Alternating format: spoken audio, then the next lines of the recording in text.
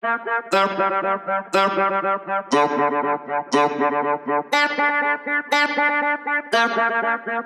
started this focused on how do you drive intimate connections remotely, right? Right now there's obviously all these different social media channels out there. We think that those systems are slightly broken in a sense, and I mean that only in the world of we're not driving as intimate connections as we'd like to, and in fact, it feels very disparate. So what I'm getting at is, when you're driving down the road in your car and someone cuts you off, it's very easy for you to say, you X blank word, right? You cut me off, and you're mad, and you might flip them the bird or something. And that's because you're in your car, your windows are rolled up, and you're enclosed. You're not actually interacting with that person. It's like two vehicles on the road going head to head. And this is a little bit of what we see on Twitter and whatnot when people are not necessarily kind to each other. Our goal with WeDream is how do you connect hundreds of thousands of people, if not millions of people from around the world in an intimate setting. So right now I'm in my at-home office, and if we all dropped into WeDream together, instead of you just being someone on a screen, your avatar would actually pop up in front of me in my room. My phone would be my lens, allowing me to see you moving and bouncing around my room as we talk and interact. And so this idea, this concept, and again, I could have 15 buddies all come in and spend time with me in my office, and I'm showing up in their living rooms and their offices and wherever they are. And what we found through our studies, through our tests over the last 2 years that we've been working on this project, is that when you have that more intimate setting, people are able to interact in the same way where, again, think about the analogy of two cars and one car cutting off another, versus if we're walking down the street next to each other and I bump into you accidentally, I'm going to turn to you and I'm going to say, "Oh, I'm so sorry. I didn't mean to bump into you. How are you? My name's Peter." And it's going to lead to an interaction that's more positive, more intimate. And that's what we want to enable with WeDream. So WeDream's mission and vision is to connect people from around the world in an easy to access, all you need is your smartphone platform to create and build together in augmented reality. We started the company about 2 years ago, actually right at the beginning of COVID. And we said, people are sitting at home, whether you're using it for business collaboration or just to hang out with friends, how do we drive more of those interactions that we would see if we were physically in the same location together? And WeDream was focused on allowing people to, again, have those intimate connections. Even if you're in LA and I'm in New York, we can still feel like we're sitting right next to each other. I already downloaded the app. Very interesting thing is the avatar can see through the phone, you can fly. And also, of course, I haven't created my own avatar. I'm artist, curator, and collager. How did you reach collager, our community? What's your plan for the next few months? Really, a big piece of this was the focus of WeDream has been on infrastructure, right? We want to provide the tools for creators to build and even monetize their creations within our platform. Again, what will be coming out here, I think we'll be able to get it out by the end of the year, is citing creators economy. So how it will work is you'll have, again, anyone, you really need no development skills, can say, I want to create Icarus shoes, right? These are going to be white sneakers with these beautiful gold wings that come out of the back of them.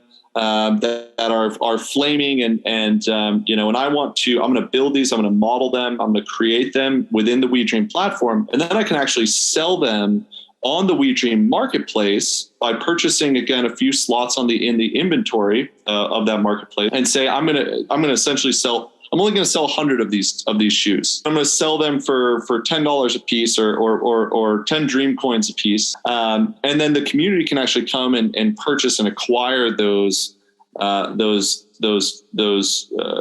those accessories, or again, it could not just accessories, but objects, piece art, NFTs, however it is. Each one of those is actually its own NFT that you're creating. When you say I only want to sell 100 of them, they're actually their own NFT. The idea being, as we look to the future, we want to enable those with that creative spirit to, again, not just spend time and connect with friends on the platform, but actually drive revenue, drive income by providing the rest of the community with their creative, with their creations, right?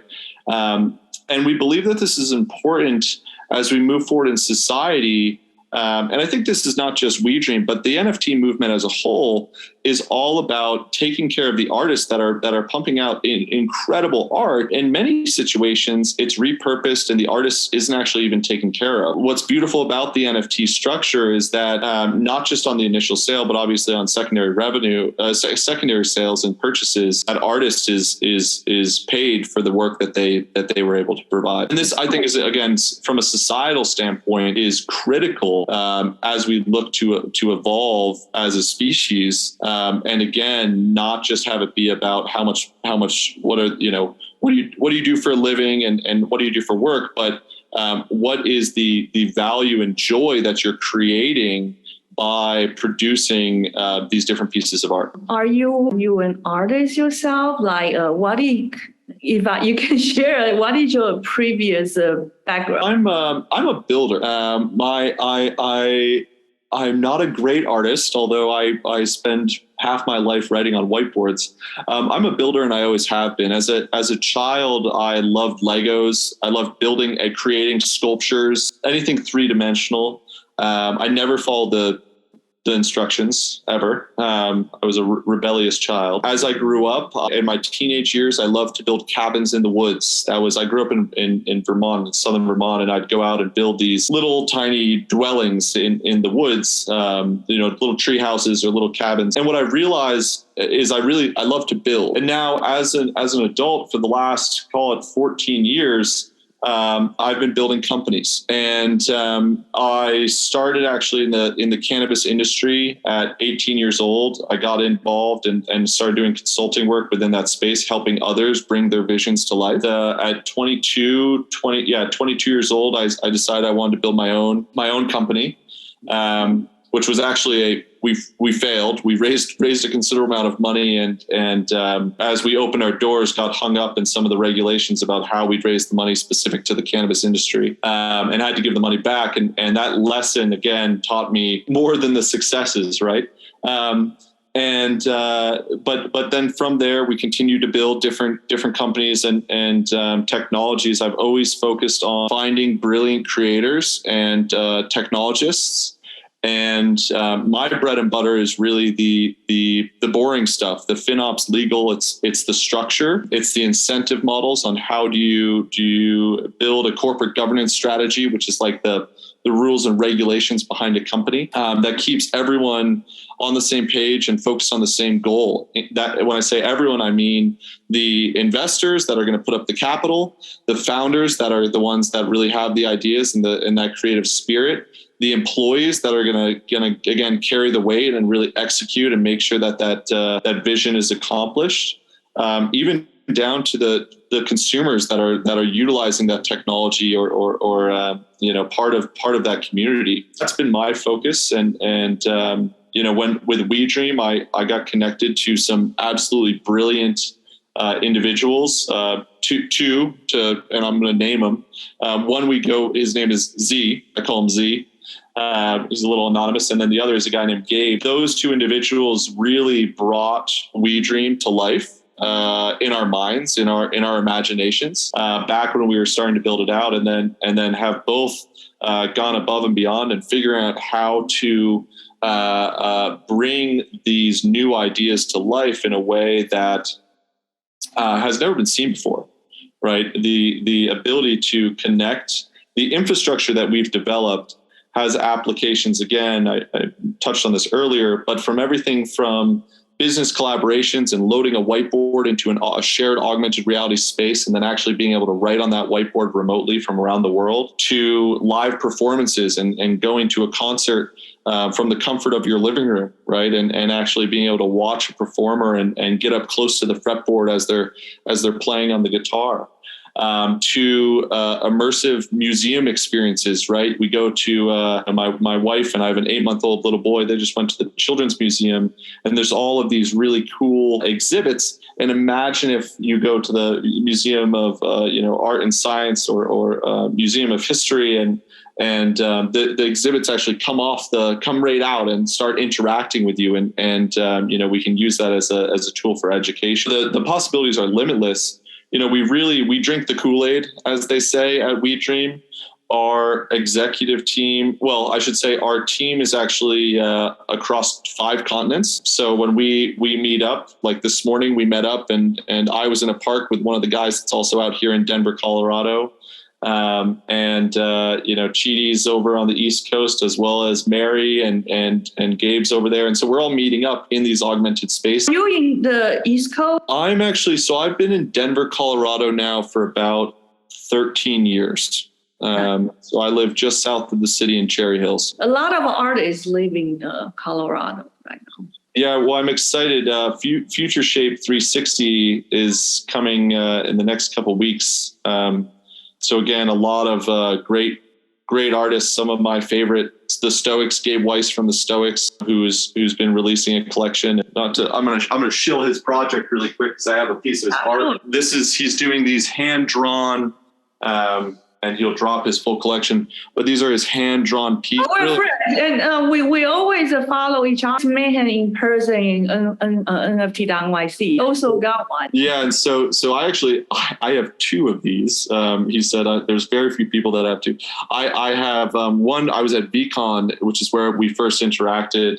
And then he drew me another one at NFT NYC, and then also Luther, great guy, and really good guy, and really fun art. And so they'll both be out here in Denver for Future Shape 360, which I want to say is in the next couple weeks. It's right at the end of July. It's a good community out here, I believe in the power of innovation. I believe in the importance of connection and community. And we have, I think, the perfect recipe for, again, massive innovations across multiple industries here in Denver, Colorado. Most of people, they know me because I also I'm NFT creators. I sold 2,000 NFTs last year. Excellent. So I got to help our community to get on board. But actually, I come from traditional fine art industry. I'm curator of Bushui Open Studios and Highland Chelsea Open Studios, and also Park 23 as a Techspressionism. So we have a really large group of art communities. I still create art. It's like a main job. But the other things I would love to help, like see how can I help you spread the word. And it's like Excellent. a face, a LinkedIn or Zoom meeting if you want to talk. I mean, we've been quietly building this infrastructure for 2 years. Yeah. Really quiet. Exactly. Like, no, we didn't even hire any marketing team. It was, we didn't even launch our social media till just a couple months ago. It was all focused on let's build and test this infrastructure and understand what people want. So we can make sure that we're designing this in a way that gives them, again, tools to really make it their own. Right. So when you drop into WeDream, when you initially drop in the first time, if there's no one in there with you, you're just looking at your room through your camera. But then all of a sudden you start to discover that you can design that room in different ways, and you can put an image container up on the wall, and you can put your NFTs up on the wall of your living room, or you can, design it as a tropical paradise, right, with palm trees and a sun in the sky, and you're just hanging out in your living room. And then when you start bringing in your friends and whatnot, they can also pile on and build on top of that.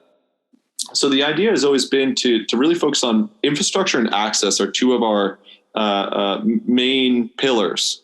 Access to the masses, where you don't need. I have an Oculus sitting right down here. It's collecting dust because it's big and bulky, and not all my friends have them.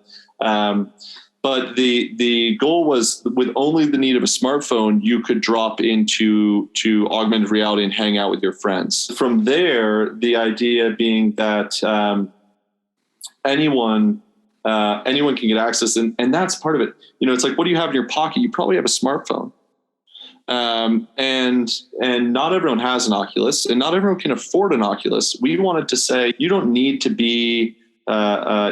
have this XYZ technology. All you need is a smartphone. It's a free app. Come in, create, and play with us, right?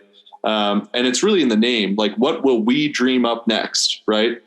We being the collective community that's participating. So I would love to do a Twitter Spaces. We're just now starting to map out what we're calling Dream Festival, which will be a pretty large event. We're hoping to have tens of thousands of people participating in Dream Festival, and it's all in augmented reality. That'll be at the end, probably early September is when that will kick off. And we can talk more between now and then about formal releases on dates and whatnot. But Dream Festival will be, but we're trying to figure out exactly how much content we have. So it'll be between 4 and 7 days, and it will be a collection of upwards of 50 panels and discussions across all topics Web3. We'll be doing some Meet the Team for WeDream. We have some other partners that'll be doing some Meet the Team. I'm hoping to be able to interview Gabe and Luther and maybe Warhodl, if you know him, and do a panel where, like, we ask them, what got them into NFTs? What got them into art? What was the first thing they ever remember drawing? Just some fun, interesting dialogue. So it'll be made up of, again, over what's called 4 days, 50 plus different panels. We should have 20 different performing artists, nice. Musicians that'll be hosting, between 30 minutes to 2 hour sets over the course of those few days. And then we're also going to be providing to right around 40 different Discord channels, Discord group communities, a free service where they can deep link a WeDream hangout room right into their Discord. So anyone that, again, if you're part of a community that has access to this technology, it'll show up as another channel. And if you're on your phone on Discord and you click on that channel, it'll automatically pull open WeDream and drop. You don't even need to make an account. It'll drop you right into that shared environment. And now, on Discord, I always joke, I'm like, right on Discord. But now all of a sudden I can actually drop in and hang out with this community that I've been spending all this time with, type text. I can now actually sit with them in augmented reality and interact, right? It's still private because they can't see my surroundings. They can only hear my voice and see my physical movements showing up in their physical space. Well, yeah, I'm just curious. So, how do you partner with the artists? Like, is that like a revenue sharing? Do you have a wallet? Are you going to develop your own wallet, or people they're going to link their existing wallet? We have the infrastructure set up, and just so you have a coin. Did you come to the event? Yeah, I took some video and I already published on my YouTube channel.